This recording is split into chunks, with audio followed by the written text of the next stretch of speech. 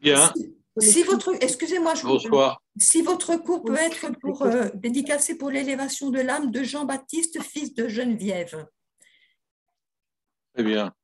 et puis pour la guérison de tous nos malades. Amen. Très bien. Alors, et pour la paix dans le monde. Et pour la paix dans le monde, vu ce qui se passe actuellement. Amen. Bien. Merci beaucoup déjà de m'avoir convié à cet échange et réflexion sur le thème que j'avais proposé. Et merci d'avoir accepté. Le thème de la confiance en Dieu. Et alors, je ferai une très brève introduction, juste pour situer l'auteur du livre dont je vais parler, qui s'appelle Abraham Maïmonide.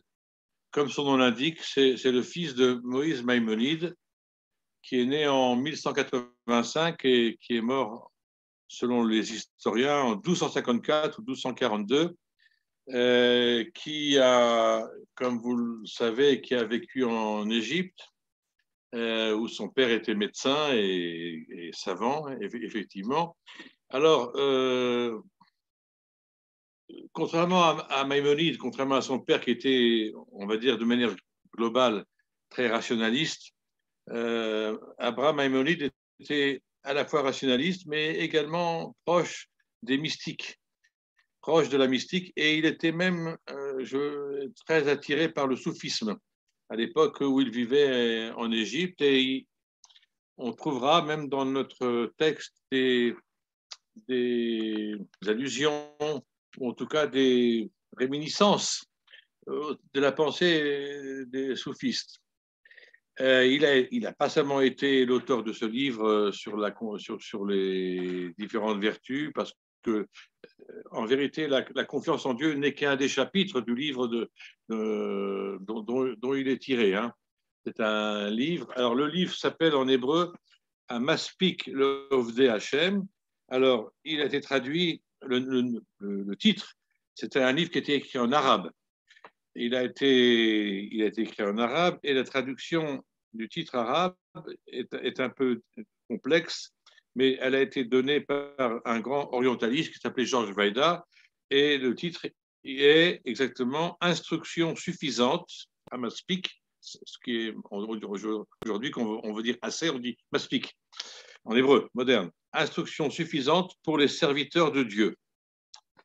En arabe, Kifayat al-Abidin. Abidin, c'est comme l'hébreu Eved, le serviteur, l'esclave. Donc, c'est le titre du livre, mais dans ce livre-là, il y a plusieurs chapitres, et juste pour que vous sachiez un peu à quoi avec quel chapitre il est accompagné. Il y a la purification des actes, c'est un des premiers chapitres, la compassion, la générosité, la tempérance, l'humilité. Notre fameux chapitre, un des plus longs, la confiance. Ensuite, vous avez l'abstinence, et puis la maîtrise de soi, et finalement, vous avez la retraite. Parce que ce sont on va dire, des habitudes de servir Dieu qui ont un peu disparu de la tradition juive, entre autres la retraite. La retraite, c'est quelque chose de très connu dans le monde chrétien, puisque vous avez beaucoup de gens qui vivent, qui méditent dans les monastères ou dans les couvents. Mais apparemment, au 12e siècle, 13e siècle, il y avait dans la communauté juive, il y avait certaines conduites spirituelles qui adhéraient à cet état d'esprit qui veut qu'il soit nécessaire parfois de faire une retraite, de s'isoler. Ça a disparu. Vous savez, il y a beaucoup de choses qui ont disparu parce que certains rabbins craignaient que on assimile des attitudes religieuses juives à l'origine a des attitudes chrétiennes. Musulmanes, non, puisque l'islam a toujours été considéré comme un monothéisme pur, donc l'islam ne faisait pas peur aux rabbins.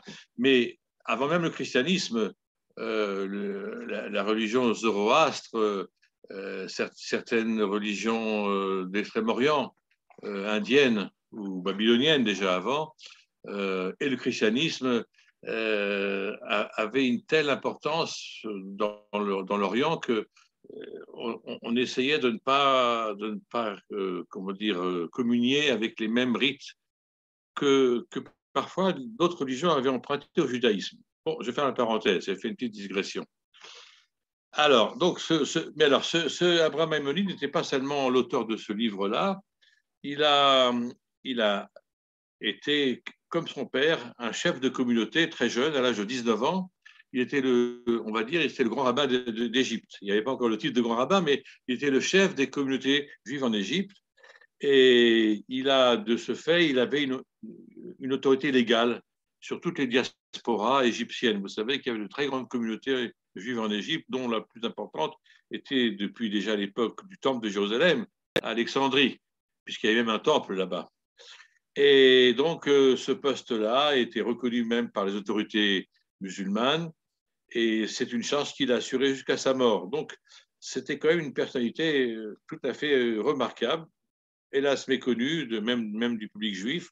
Pourquoi? Parce qu'il avait écrit en arabe, et c'est relativement tardivement que on a traduit son ouvrage en hébreu. C'est le cas aussi des œuvres de Maïmonide, c'est aussi le cas des œuvres de Barriab Ibn Pekouda. Et puis, comme je faisais allusion, la morale et comment dire, les conseils qu'il donne, les indications qu'il donne dans ce livre-là, n'ont pas vraiment attiré beaucoup les juifs traditionnels, pour qui la tempérance, la retraite, l'effacement, l'abstinence, ça aussi c'est quelque chose qui a disparu pratiquement, même s'il y a l'usage de jeûner dans certaines circonstances, mais le jeûne, au contraire, la tradition juive est assez réticente par rapport aux mortifications, par rapport au jeûne. Donc, vous voyez, voilà, d'une manière un petit peu rapide, une explication pourquoi le livre dont on parle ce soir est méconnu. Parce que ces indications ne collent pas avec la réalité du juif depuis déjà des siècles. Hein. Il y a eu au Moyen-Âge en Europe le mouvement des chassidim, les piétistes allemands, qui eux aussi avaient, sans doute, ils connaissaient l'œuvre d'Abraham Maïmonide. Il y avait effectivement dans les milieux chassidiques, je parle du chassidisme médiéval, pas confondre avec le chassidisme moderne, en Allemagne, dont le principal c'était Rabbi Yehuda Chassid et son livre Sefer Chassidim, qui existe en traduction partielle en français. Il y a eu aussi une émergence soudain, en raison peut-être des épreuves, en raison suite aux croisades, il y a eu comme ça une volonté d'éprouver sur soi des souffrances pour obtenir peut-être l'expiation des fautes. Mais là aussi, je pense qu'il faut y voir aussi un écho de ce qui se faisait aussi parmi les piétistes chrétiens en Allemagne aussi. Hein, c'était aussi l'époque des grands auteurs de sermons, Maître Eckhart, Césaire et Esterbach en Allemagne. Il y avait un courant qui a fait qu'on a retrouvé à nouveau dans la communauté juive des maîtres qui ont été là pour promouvoir une vie d'astreinte, une vie de retraite, une vie de jeûne. Mais à part cette époque-là, on a quasiment abandonné ce type de service divin. Alors, je voudrais quand même dire, parce qu'il y avait un quiproquo, il y a plusieurs livres qui portent le titre ou qui portent le titre de Emouna ou dont le titre contient le mot Emouna, et Bitachon, la confiance. Alors, vous avez ce livre-là, ce chapitre-là, dans le livre qui s'appelle Amaspik Lov de Hachem. Alors, c'est effectivement un chapitre qui s'appelle Habitachon, la confiance. Vous avez aussi un livre qui a été écrit et attribué à Nachmanide, c'est-à-dire aussi au XIIe siècle, mais qui est d'un rabbin, un kabbaliste espagnol, Jacob Ben Chesed, qui s'appelle Sefer Haemuna Vabitachon. Alors, je vous le montre ici, en hébreu.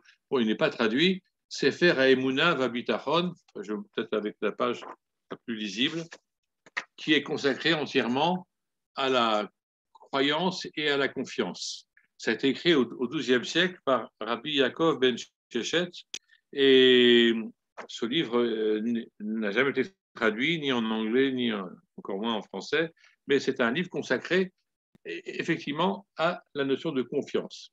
Et puis vous avez aussi un livre donc, plus récent du XXe siècle par le rabbin Karlitz, Razonich, né en 1878, mort en 1953, qui s'appelle Haemuna Vabitachon, le même titre. Et alors, je vous montre un peu la maquette parce que il est en traduction, enfin, bientôt en parution. C'est un livre consacré aussi à la Haemuna. Et, voilà. Et puis, alors, vous avez aussi dans le grand livre de Barkay Ben Pekuda, en hébreu, Chovot Halavot, en français, Introduction au devoir des cœurs, un très grand chapitre. Alors là, il a été traduit par André Chouraki, un très grand chapitre qui, alors c'est traduit de l'arabe. Alors en hébreu, c'est Cher Habitachon, c'est-à-dire c'est le portique de la confiance. En arabe, ça renvoie à l'abandon à Dieu. Donc l'abandon à Dieu, c'est quelque chose qui était aussi très très proche de la morale et de la mystique musulmane. Ce qu'on ne retrouve plus tellement dans la pensée juive contemporaine, même moderne, même de la Renaissance. L'abandon à Dieu. Voilà, donc on a donc plusieurs textes qui renvoient au même thème.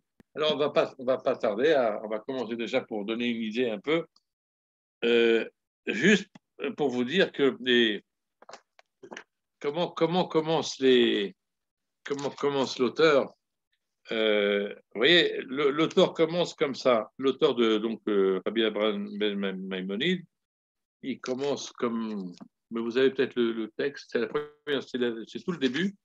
Il commence à nous dire Habitachon Bachem, Itale Vidbarar Shemo, ou Achat Amidot Atrumiyot, Vafilu Yosod Yosod Torah. Il commence par dire que la confiance en Dieu est un des traits les plus élevés, ou une des voies les plus élevées, sinon un des principes de la Torah, et son caractère est unanimement accepté. En hébreu, c'est même, il coule de source dans la bouche de chacun, caractère unanimement accepté par les législateurs. Il faut expliquer ce que veut dire l'auteur. Vous savez qu'il y a dans la Torah 613 mitzvot, mais il y a parfois des discussions entre les sages autour de certains principes, si ce sont des mitzvot ou pas, c'est-à-dire si on doit les compter parmi les 613 mitzvot ou pas. L'exemple le plus flagrant, c'est sur la notion même de Emouna. Est-ce que croire, c'est un devoir ou est-ce que c'est une donnée? Alors, ça, c'est déjà une question philosophique. Et si j'ouvre, alors nous sommes au XIIe siècle, si j'ouvre la première phrase du livre sur la confiance et la foi du Razonich, dont j'ai parlé là, je lis la première phrase et vous verrez qu'à 18 siècles de différence, on a la même définition. Le Razonich, il dit comme ça, la foi, la Emouna, il ne parle pas encore de la confiance, mais ça va venir, est une subtile inclination du point le plus élevé de l'âme. Et donc, c'est un secret, la Emouna, c'est quelque chose qui nécessite d'être recherché. Son âme désespère, c'est l'âme de chacun, désespère de connaître son secret intime. L'homme serait prêt à traverser les mers et le feu pour l'atteindre. En effet, que signifie la vie si le plaisir de cette existence reste un mystère impénétrable?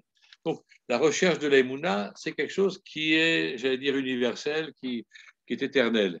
Et juste pour terminer, dans le livre que j'ai cité, Emouna Bitachon, de l'autre rabbin, de Rabbi Yaakov ben Shechet, eh bien, là aussi, l'auteur nous dit que c'est quelque chose qui est lié à la foi. La Emouna et la Bitachon, c'est deux choses qui sont liées. Il faut bien comprendre.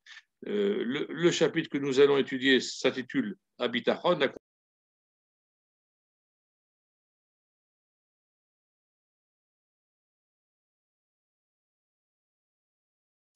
Ah, on ne vous entend plus. On ne vous entend plus.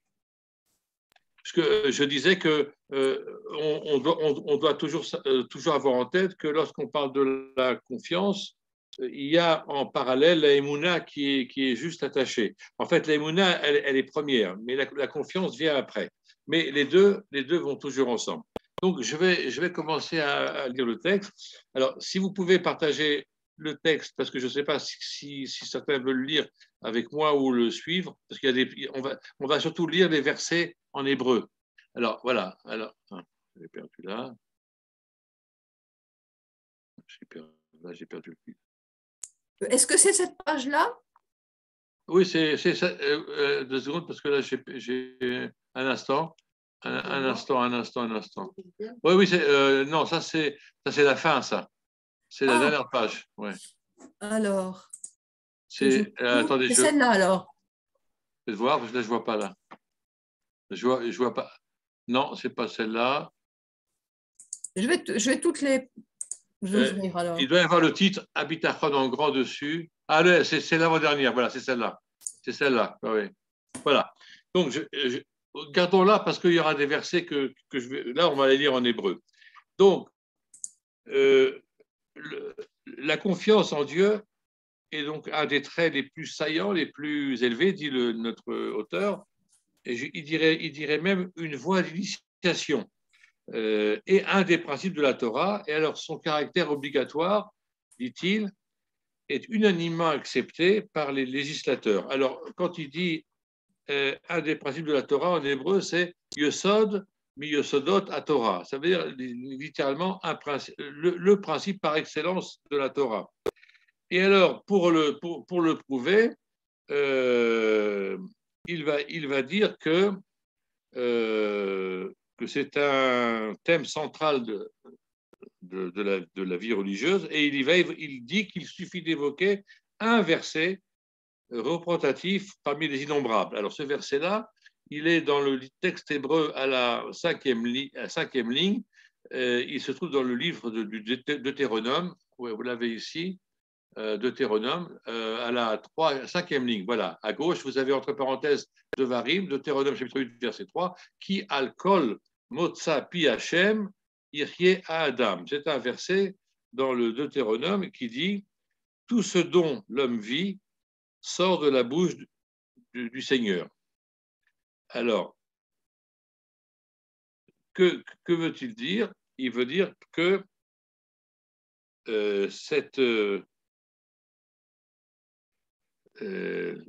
toute la vie, finalement, elle est liée au Verbe divin. Et il va donner un exemple tout de suite.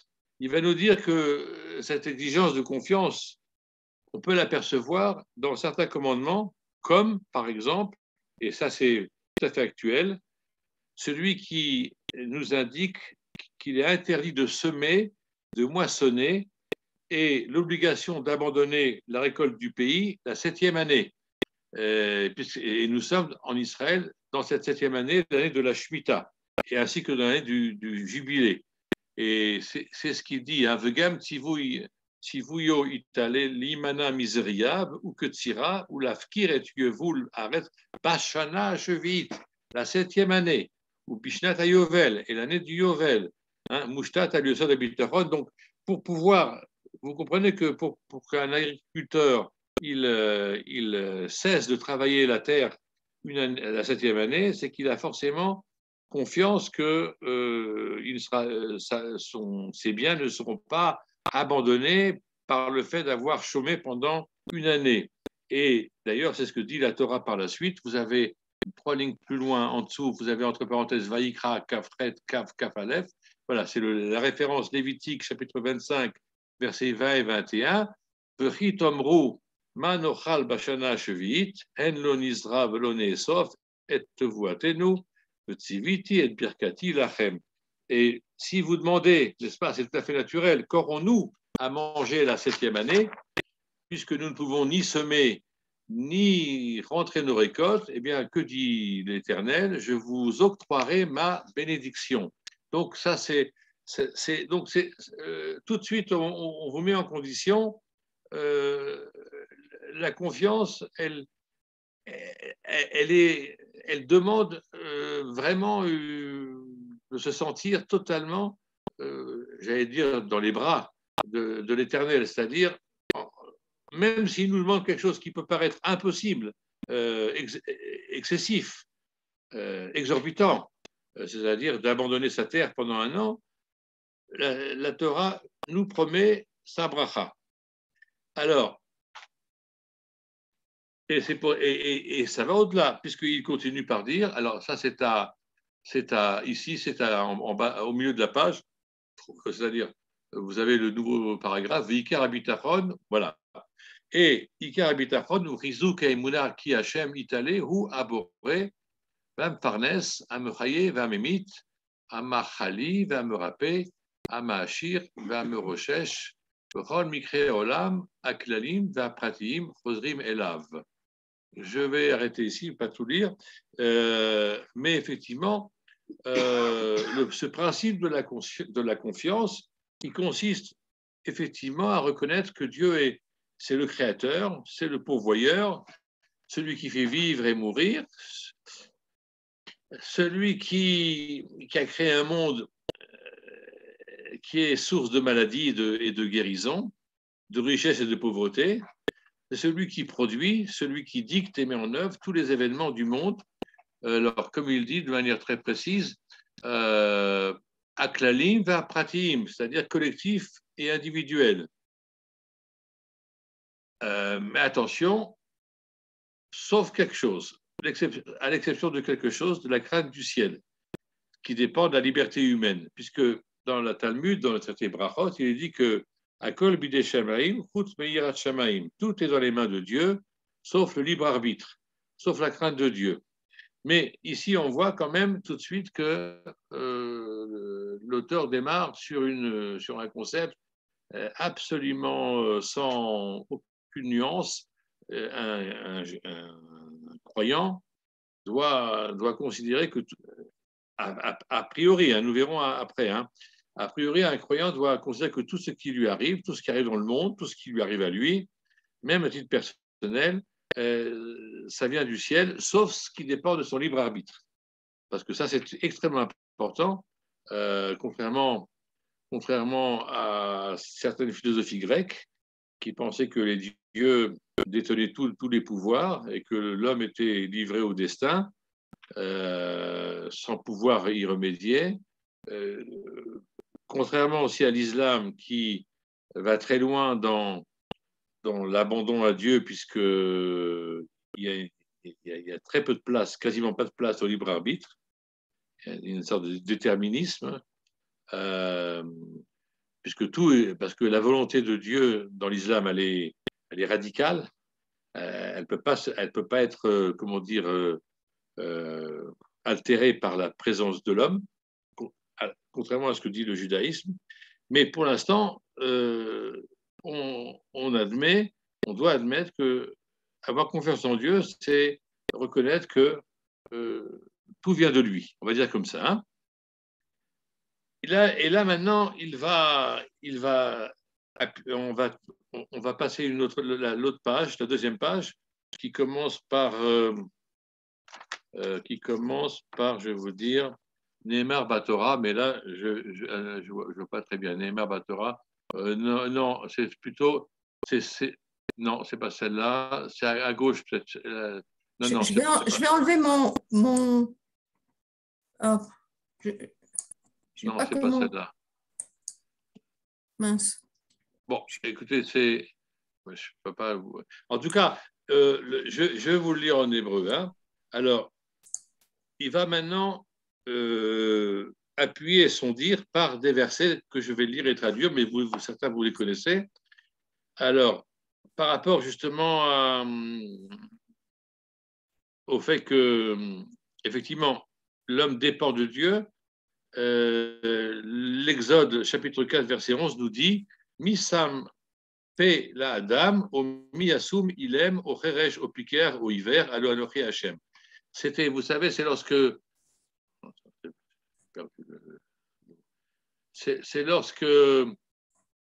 Moïse hésite à partir en mission pour faire sortir les Hébreux d'Égypte et il dit qu'il est qu'avec paix. Voilà, c'est ça. C'était ça. C'était la page que vous avez montrée il y a 2 minutes. C'est là non, je ne la Celui-là vois pas là. Non, vous avez mis une page, c'était la bonne. Oui. Alors, en tout cas, lorsque Moïse se plaint de ne pas pouvoir. Voilà, ben, vous l'aviez là il y a 1 minute. Oui. Ah, c'est pas ça. Oh là là. Non, c'est pas... Venemar Batora. Ben, c'est celle-là, oui. C'était celle-là. Oui. Alors, vous avez la Misam, voilà. Misam, vous avez, je reprends le verset. Tout de suite, la première ligne. Misam, qui donc, Misam, pe l'Adam, au miasumilem, au feresh, au piquéar, au hiver. Alors, c'est le verset que Dieu dit à Moïse qui se plaint de ne pas pouvoir parler correctement. Qui a donné une bouche à l'homme? Qui le fait muet ou sourd, clairvoyant ou aveugle, si ce n'est moi l'Éternel? Et là, ensuite, il y a marqué ensuite, Od Neymar, encore un verset qui se trouve ici aussi dans Deutéronome, chapitre 8, verset 18, Vezacharti, et Hashem Elokecha, Vezacharta et Hashem Elokecha, Kihu anoten lecha koach lasot chayil. Alors, c'est l'Éternel, ton Dieu, que tu dois te souvenir, c'est lui qui t'aura donné la force, hein, koach, la force d'arriver à cette prospérité. Donc là, c'est encore une preuve que la prospérité, le travail, la réussite dépend d'Hachem. Ensuite, un autre verset, même livre, Deutéronome, chapitre 32, verset 39, Re'u ata, ki ani anihu ve'en Elohim imadi, ani amid va'achaye, machatzti va'ani irpa, ve'en miadi matzil. Donc, ça, c'est encore un autre verset qui dit « Reconnaissez maintenant que c'est moi qui suis Dieu, moi seul, et nul Dieu à côté de moi, que seul je fais mourir et vivre, je blesse et je guéris, et qu'on ne peut rien soustraire à ma puissance. » Et après, nous avons également un autre verset dans le livre de la Genèse, Bereshit, même près de Telvav, à Elohim, Aroé Oti Meodi, Adayamazé, c'est Jacob qui rend hommage à Dieu et qui dit que la divinité qui a veillé sur moi depuis ma naissance jusqu'à ce jour. Ensuite, vous avez dans le livre de Samuel, Shmuel Aleph, c'est Hannah qui dit, elle aussi, Hachem memit umechaye, morit sheol va yaal, Hachem morish umaashir, mashpil af meromem. Elle dit, l'Éternel fait mourir et fait vivre, il précipite au tombeau et en retire. L'Éternel appauvrit et enrichit, abaisse et enlève à son gré. Et puis là, encore deux sources dans le livre de Job, Eliphaz qui dit Kihu yachiv ve'irbash imchatz ve'yadav tirpena. Il blesse et pense la blessure, il frappe et ses mains guérissent. Et puis enfin, dans le livre des psaumes, Asaph qui dit Ki Elohim shofet ze yashpil veze yarim. Et il dit là, Asaph, c'est Dieu qui est l'arbitre, il abaisse l'un, il élève l'autre, et d'autres versets de ce type dans de nombreux livres. Voilà. Alors, donc, quand on a lu tout ça, on se dit effectivement que la confiance, c'est d'être convaincu que Hachem, il produit les choses générales, les choses particulières, que tous les phénomènes naturels sont soumis à sa volonté et parviennent à leur réalisation et à leur désir. Et c'est ce que Hannah, elle dit à la fin de sa prière, elle dit « Velo, ni que nous, alilot ». C'est-à-dire, elle résume cela dans une certitude, il est l'auteur de toute œuvre. C'est donc dans le verset qui suivait ce qu'on a lu. Donc, pour l'instant, si vous voulez, je le dis avec prudence parce que vous verrez que les choses ne sont pas aussi simples et qu'il va falloir s'attendre après à des nuances qui sont nécessaires parce que on verra que parfois il est difficile, même pour un croyant, même pour quelqu'un qui a une confiance absolue en Dieu, de penser que vraiment chaque chose qu'il fait puisse vraiment. J'allais presque dire, parfois je me demande si c'est pas un peu de l'orgueil de penser que chaque acte qu'on fait est forcément guidé ou conduit, parce que en plus ça met en question son libre arbitre. Donc nous allons voir exactement comment Avram Ben Maimon il va essayer d'affiner un peu ce qu'il est en train de nous dire. Mais pour l'instant, on va rester dans cette lecture idéale d'une confiance qui est de reconnaître que toutes les lois naturelles sont soumises à la volonté de Dieu. Effectivement, il dit comme ça, je vais juste le lire devant vous. Enfin, remarquez, on peut trouver aussi, il est encore dans les pages. Vers Mitout Abitachon, il dit la confiance idéale. C'est encore une fois, c'est mettre sa foi uniquement en Hachem. Et alors, il dit comme ça, c'est important, et pas dans les causes intermédiaires. C'est quoi les causes intermédiaires? Alors, c'est quoi l'avertissement que nous donne ici de croire que tout ce qui nous arrive, ça vient de Dieu et pas des causes intermédiaires? Alors, on pourrait penser, comme c'était le cas chez certains penseurs juifs comme musulmans, et même grecs, qu'il y avait l'influence des astres, l'influence astrologique. Et ce n'est pas un secret de vous dire que le très grand penseur juif, comme Ibn Ezra, était persuadé que le caractère de l'homme dépendait de sa date de naissance, dépendait du contexte astrologique dans lequel il était né, dépendait aussi de ses humeurs. Il y avait la bile noire, la trabile, la bile jaune, la bile blanche, je crois. Enfin, il y a 4 humeurs. Il y avait toujours une croyance que on était né et que le destin nous avait comment dire, conféré des dispositions innées qui pouvaient faire de nous des gens bien ou des gens pas bien, ou moins bien. Alors, on pensait vraiment que très longtemps que l'astrologie était une science exacte et qu'elle expliquait parfois un peu le vécu de l'être humain. Mais certains aussi croyaient dans l'existence des anges et mais pas seulement l'existence, de l'action des anges aussi. Même dans le Talmud, on voit que certains rabbins ont eu des visions d'anges qui pratiquement trônaient sur le trône de Dieu, comme Métatron. C'est un thème très connu dans le Talmud, mais ça a été repris dans l'histoire de la pensée juive, entre autres par Gershon Scholem. Il y a des rabbins qui se sont devenus hérétiques parce qu'ils croyaient qu'il pouvait y avoir un ange, un démiurge. Et d'ailleurs, ce n'est pas étonnant parce qu'à l'époque du Talmud, il y avait l'influence des croyances populaires babyloniennes qui étaient confrontées, comme tout le monde, par le problème qu'on appelle en hébreu tzadik veralo veracha vetovlo, le fait de voir des martyrs, de voir des justes mourir brutalement, assassinés, sans explication, sans raison. Il a fallu trouver des explications parce qu'on était habitué à ces versets qu'on a cités où Dieu semble tout diriger. Et comment se fait-il qu'à l'époque romaine, on a déporté des centaines de milliers de juifs, on a tué des femmes et des enfants, enfin, il y a eu des choses épouvantables, mais pas seulement au niveau juif, dans d'autres religions aussi. Et une des religions les plus connues, la religion zoroastre, qui a quasiment disparu, pas tout à fait d'ailleurs, parce qu'une fois j'étais invité dans une très grande rencontre interreligieuse. C'était à Tokyo. C'était à Tokyo, il y avait il y avait un peu et toutes les religions les plus imaginables qu'on puisse connaître, et il y avait des représentants de la religion zoroastre. Moi, je crois que ça n'existait plus. Et eux, pour solutionner le fait que il y a une sorte d'injustice qui règne sur Terre, on conçut l'idée qu'il y avait un bon Dieu et un mauvais Dieu, ou plutôt un Dieu du bien et un Dieu du mal. Voilà.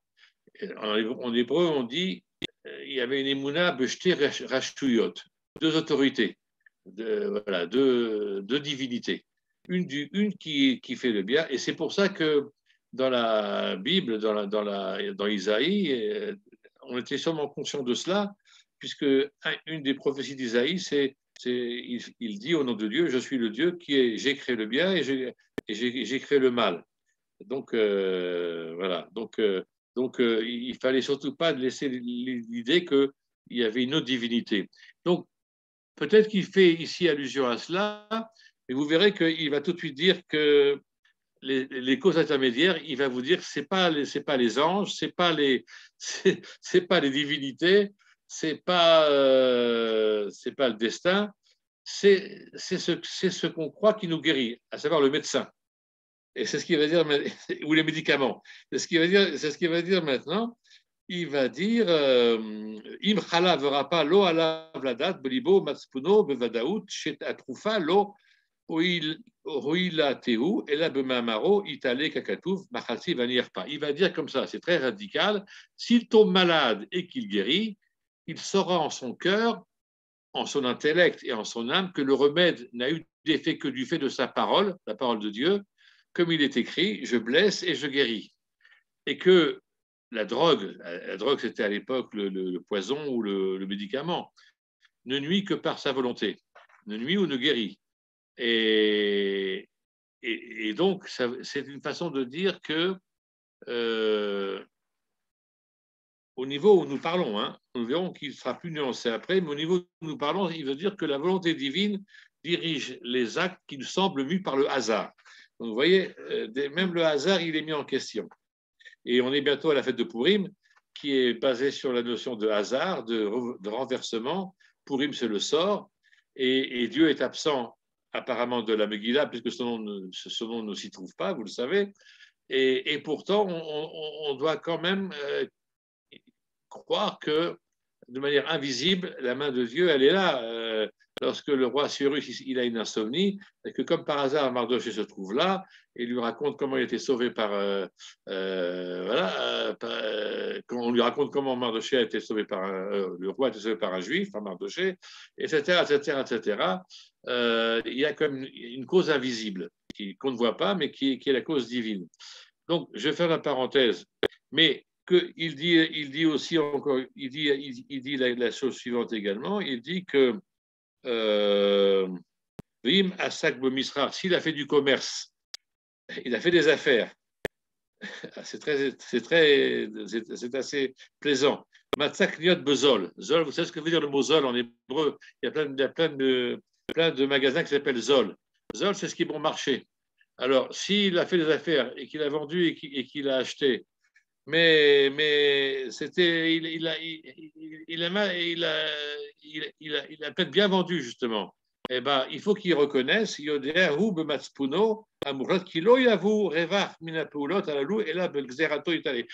fait des bonnes affaires, c'est pas parce que c'était un bon commerçant, mais il y a une décision divine qui a fait qu'il a réussi, parce que c'est écrit dans le livre de Dvarim, chapitre 8, verset 18, Kihu anoten le Hakoar, on a vu ce verset, la Sotraïl, c'est lui qui t'aura donné le moyen d'arriver à cette prospérité.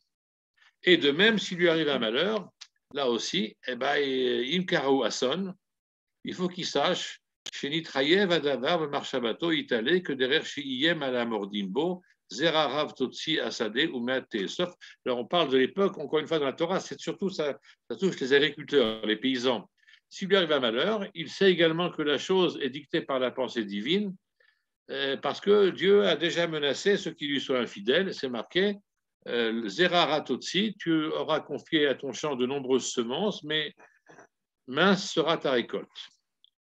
Donc,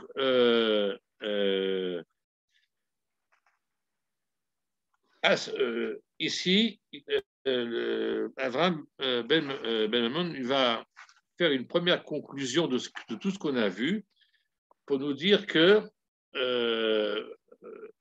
plutôt qu'il va nous faire une conclusion, mais il va déjà nous montrer ce à quoi ça va nous mener, tout ce qui vient d'être dit. Pour l'instant, si on s'arrête là, on est dans la émouna et la confiance la plus absolue, c'est vraiment l'abandon, comme le décrit Rabbeinu Bachya Ben Pekouda. Ça veut dire que tout ce qui nous arrive, tout ce qui arrive dans le monde, même la guérison, même la réussite, ou inverse, la maladie ou le malheur, c'est pratiquement dicté par Dieu. Eh bien, là maintenant, il va nous dire que ce type de confiance, ou la confiance, on va voir, c'est pas quelque chose d'uniforme. Le concept de confiance n'est pas uniforme. Il va nous dire, en effet, que, je vais vous lire le texte, c'est très important, il va